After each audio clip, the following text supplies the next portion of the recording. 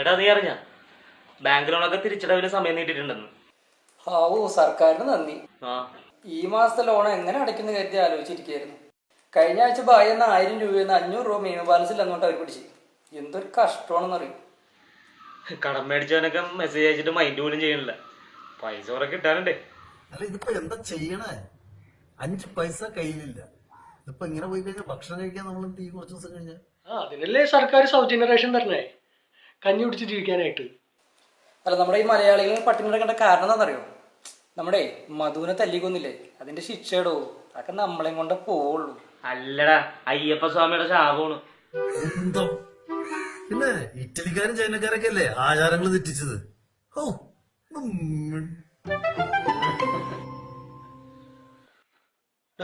House ഓണറുണ്ട്. എടാ, വാടക എവിടെ നിർത്തി വെക്കാനാ? നീ എന്തെങ്കിലും ഒന്ന് പറഞ്ഞ് സമാധാനിപ്പിച്ചു വിടാൻ നോക്കി.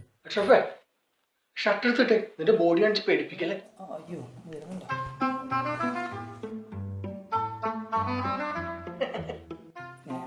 ഇനിയിപ്പോ കുഴപ്പമില്ല.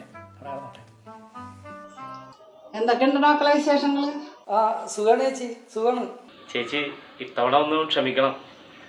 വാടക തരാൻ കയ്യിൽ കാശില്ല, അതുകൊണ്ടാ. അത് പറയാനും ഞാനും വന്ന. എല്ലാം കൂടി ഒരുമിച്ച് തന്നേക്കാം. ഈ സമയത്ത് ഇറക്കി വിടരുത് പ്ലീസ്. ഏതായാലും ലോക്കൗട്ട് വരുന്നവരെ നിങ്ങള് വാടക ഒന്നും തരണ്ട. വളരെ ഉപകാരം ചേച്ചി. ചേച്ചി നല്ലൊരു മനസ്സുള്ള ഒരാളാ. പിന്നെ ഒരു കാര്യം, ഈ കാണുന്ന TV, ഫ്രിഡ്ജ്, ഫാനൊക്കെ ഓണാക്കിയിട്ട് ഉപയോഗിക്കണില്ലേ, അതൊന്ന് കുറച്ച് ഉപയോഗിക്കാം. കറണ്ട് ബില്ല് നിങ്ങൾ തന്നെ അടക്കേണ്ടി വരും. അത് ഞാൻ അടക്കൊന്നുമില്ല കേട്ടാ. ഞാൻ നടക്കട്ടെ. ആ, പിന്നെ അരിയൊക്കെ ഉണ്ടല്ലോ അല്ലേ? ഉണ്ട് ഉണ്ട്. ആ, പിന്നെ അത് പുറത്തേക്ക് ആരും ഇറങ്ങിയൊന്നും വേണ്ടട്ടാ. കൊറോണ മൊത്തം വ്യാപിച്ചാക്കും. വീട്ടിനകത്തിരുന്നാ മതി.